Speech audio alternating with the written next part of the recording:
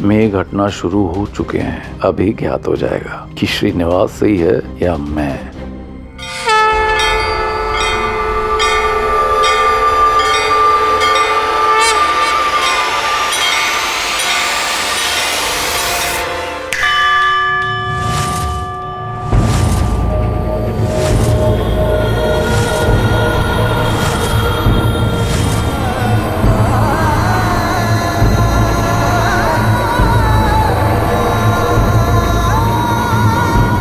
क्षमा कीजिए, ये सब करना पड़ रहा है, किंतु ये जान लीजिए कि सृष्टि के संचालक नारायण ये कार्य नहीं कर रहे हैं। आपके साथ कोई छल नहीं कर रहे हैं।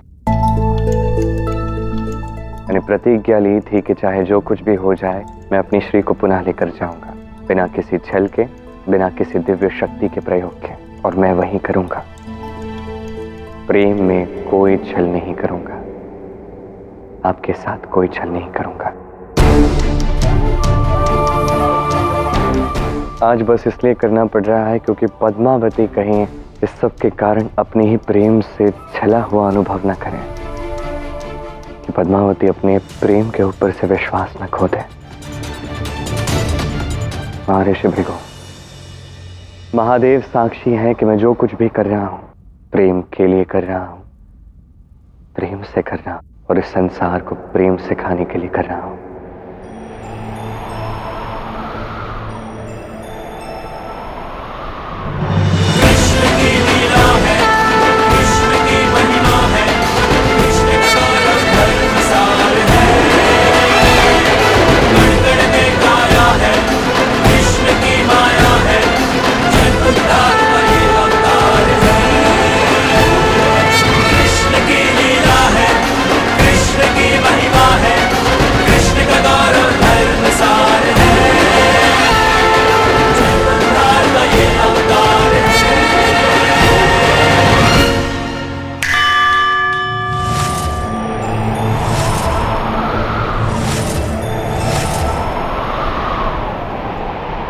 देखना राजन, रेवती नक्षत्र का वो तारा सामने ही दिखेगा।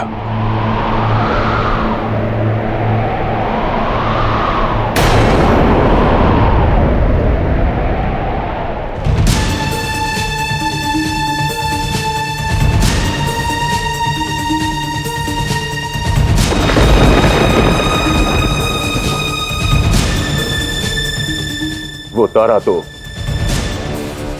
वहां दिख रहा है। ये कैसे हो सकता है? यदि ये तारा यहां है तो कुछ ही दिवस में रेवती नक्षत्र से तारा अस्त हो जाएगा। इसका तात्पर्य है कि श्रीनिवास सत्य कह रहा था। अब तो आप मानते हैं ना कि आपसे भूल हुई है। श्रीनिवास, अच्छा किया जो तुमने हमें समय रहते पर बता दिया, नहीं तो हम पद्मावती का स्वयंवर अशुभ नक्षत्र में ही करवा देते, क्योंकि अब यह तारा कुछ ही दिनों में रेवती नक्षत्र से अस्त हो जाएगा। इसलिए हमें पद्मावती का स्वयंवर कल ही करना होगा।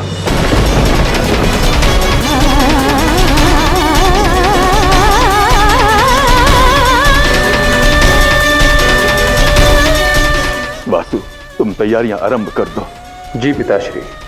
पद्मावती, हम तो कुछ दिन और तुम्हारे साथ व्यतीत करना चाहते थे, किंतु लगता है नियति की योजना कुछ और ही है।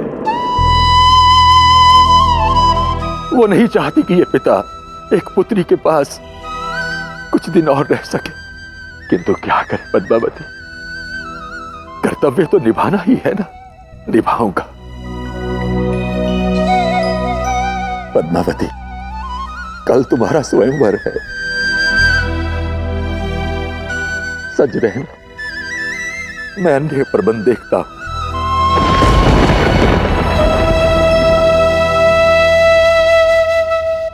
किंतु पुत्री, एक बात मेरी समझ में नहीं आ रही है तुम्हारे कक्ष में वो कैसी तैयारी थी? आज ना मैं श्रीनिवास को अपने मन की बात बताकर रहूंगी कि मैं उससे कितना प्रेम करती हूँ।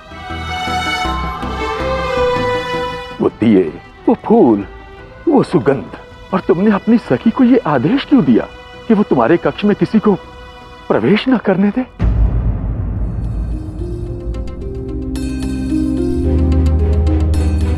वो क्या है राजन कि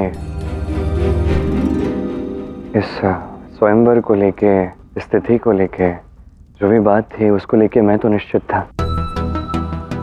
और उस गणना के अनुसार राजकुमारी पद्मावती का स्वयंवर अब एक आध दिन में होने ही वाला था। इसलिए मैंने उनके विवाह के लिए प्रबंध किए, उन्हें प्रसन्न करने के लिए। है ना राजकुमारी?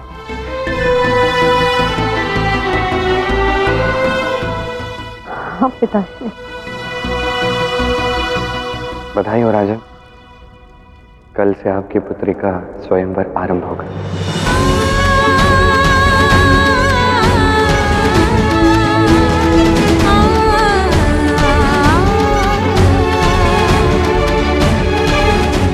देखा, मेरी पुत्री अपने विवाह की बात से लज्जा गई।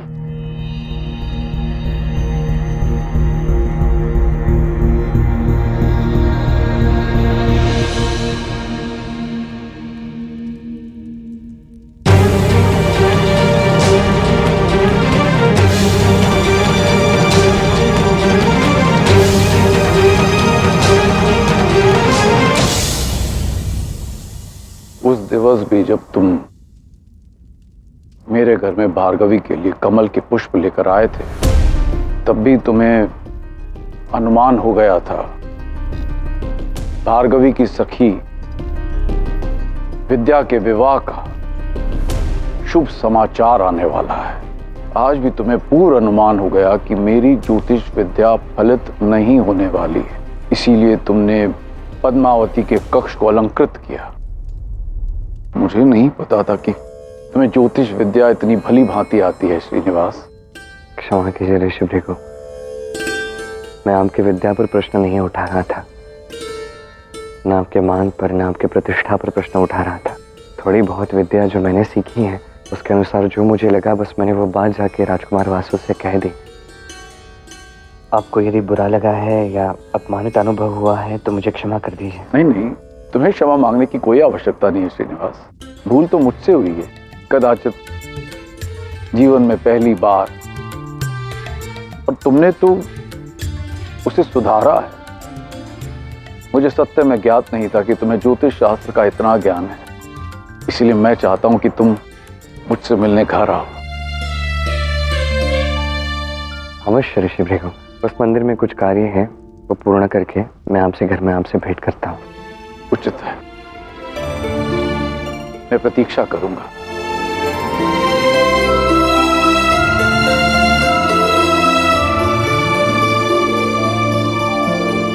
पता नहीं मुझे ऐसा क्यों लग रहा है जैसे श्रीनिवास के विषय में कुछ तो ऐसा है जो मैं नहीं जानता हूं, किंतु अब मुझे उसे और अच्छे से जानना होगा।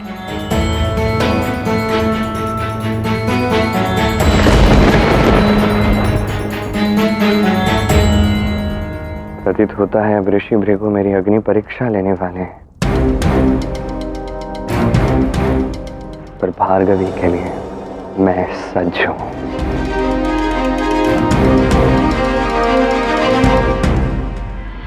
रात्रि हो गई है और बाबा अभी तक नहीं लौटे। श्रीनिवास ने भी कोई संदेश नहीं भेजा कि वहां महल में हुआ क्या है।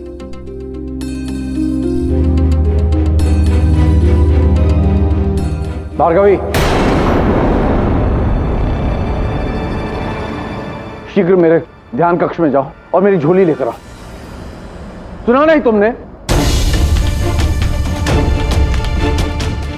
क्या हुआ, आप इतने क्रोधित क्यों हैं? और राजा आकाश से आपकी क्या बात हुई?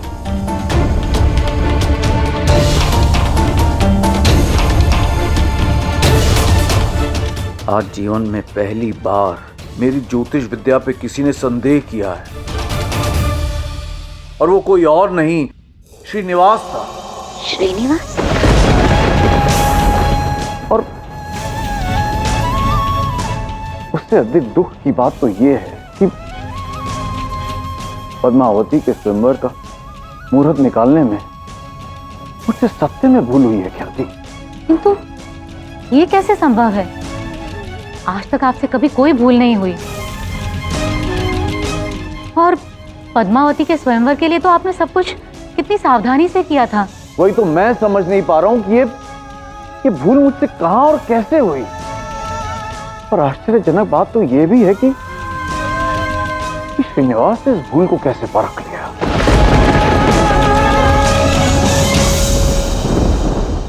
मुझे ऐसा लग रहा है कि श्रीनिवास हमसे कुछ छुपा रहा है और आज मैं उसकी ऐसी परीक्षा लूंगा कि उसका सारा सत्य हमारे समक्ष आ जाएगा। क्षमा कीजिए, मुझे लगता है मैं अनुचित समय पर आ गया।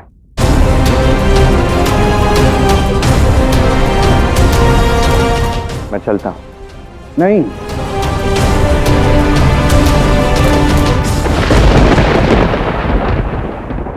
तुम भला अनुचित समय पर आ सकते हो, ठीक समय पर आए हो। भीतर आओ।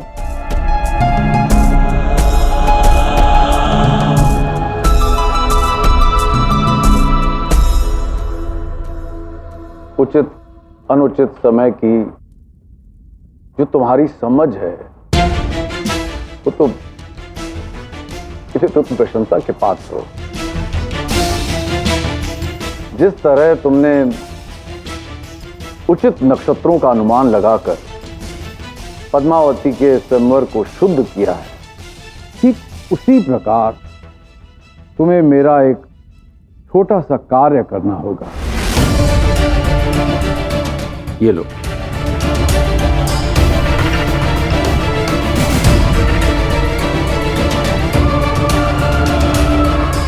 ये क्या कार्य है ऋषि भृगु?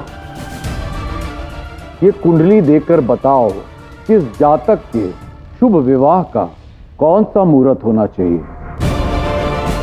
क्षमा कीजिए ऋषि भाई, मैं इतना भी ज्ञानी नहीं हूं, बस थोड़ा मैंने सीखा था तो।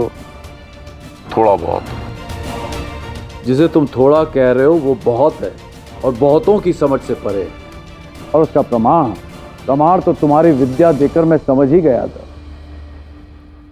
ये लो और बताओ मुझे,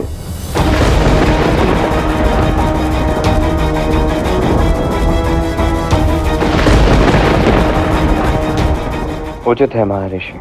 यदि आप चाहते हैं तो मैं अवश्य इस कुंडली को पढ़कर बता दूंगा कि ये जो भी व्यक्ति हैं इसके विवाह का शुभ मुहूर्त क्या होना चाहिए। अच्छे से अध्ययन करना श्रीनिवास, उसके बाद ही परिणाम बताना, क्योंकि यह कुंडली भार्गवी की है।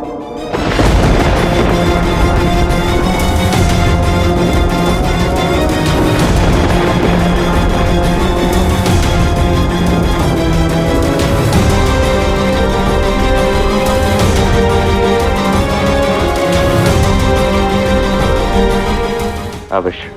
कि तो स्मरण रहे, यदि तुम्हारा अनुमान ठीक न निकला तो तुम्हें यह नगरी सदैव के लिए छोड़ के जाना होगा।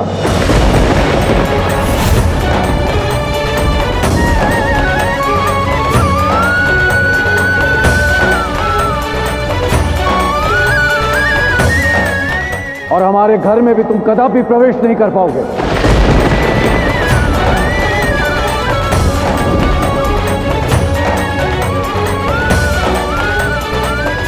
तुमने 2 बार सही अनुमान लगाया और मैं चाहता हूं कि तीसरी बार भी तुम सही सिद्ध हो।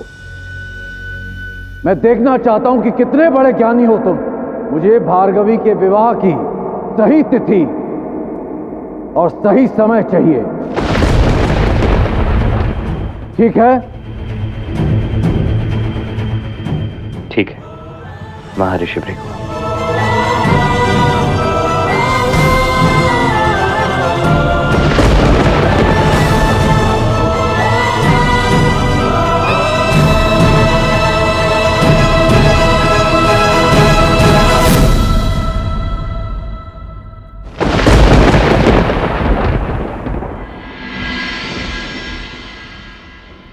महाराज आकाश के आदेशानुसार राजकुमारी पद्मावती की विवाह की तैयारियां आरंभ हो चुकी हैं। जितना शीघ्र पद्मावती का स्वयंवर होगा उतनी ही शीघ्र मेरा और मेरी भार्गवी का विवाह होगा। वैसे कल रात्रि जो भी हुआ अत्यंत अच्छा हुआ।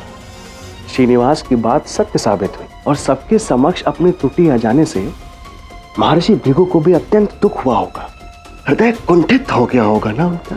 बाला, ये किसका नाम ले दिया तुमने? मुझे बस इतना पता है कि जब तक हमारी योजना में कोई विघ्न नहीं आता तब तक हमें प्रसन्न रहना चाहिए, स्वयंवर की तैयारियों में मग्न रहना चाहिए। मैंने कहा ना मुझे ये सब नहीं देखना।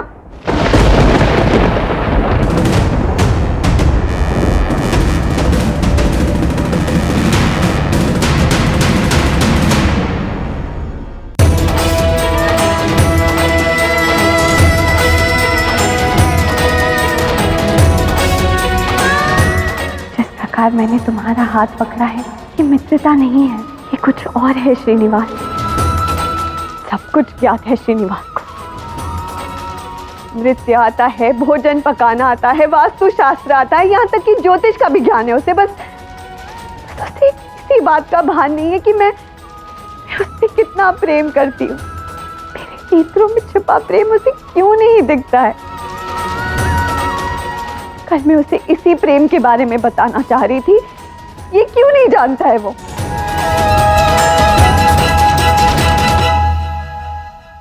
कहीं ऐसा तो नहीं कि श्रीनिवास ये सब कुछ जान कर रहा है? श्रीनिवास भार्गवी से प्रेम तो नहीं करता? ऐसा कुछ नहीं है राजकुमारी, आप जानती हैं ना, भार्गवी का संबंध राजकुमार वासु के साथ होने वाला है। बिना श्रीनिवास से बात किए ऐसी धारणा बनाना उचित नहीं है। और ऐसा भी तो हो सकता है ना कि वो भयभीत हो गया हो, ये सोचकर कि आपके स्वयंवर पे इतने बड़े बड़े योद्धा और इतने बड़े बड़े राजकुमार आएंगे, और वो स्वयं एक साधारण नर्तक है, वो उनके समक्ष क्या ही कर पाएगा। इतनी शीघ्र घोषणा के पश्चात कई राज्यों के राजकुमार नहीं आ पाए, जिससे आपको पाने का उसका संघर्ष कम हो जाए। आशा करती हूँ कि ऐसा ही हो।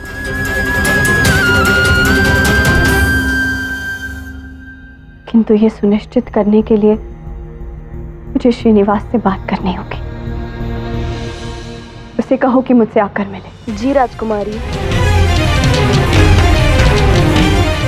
आज मैं श्रीनिवास से जानकर ही रहूंगी कि उसके मन में मेरे लिए क्या है।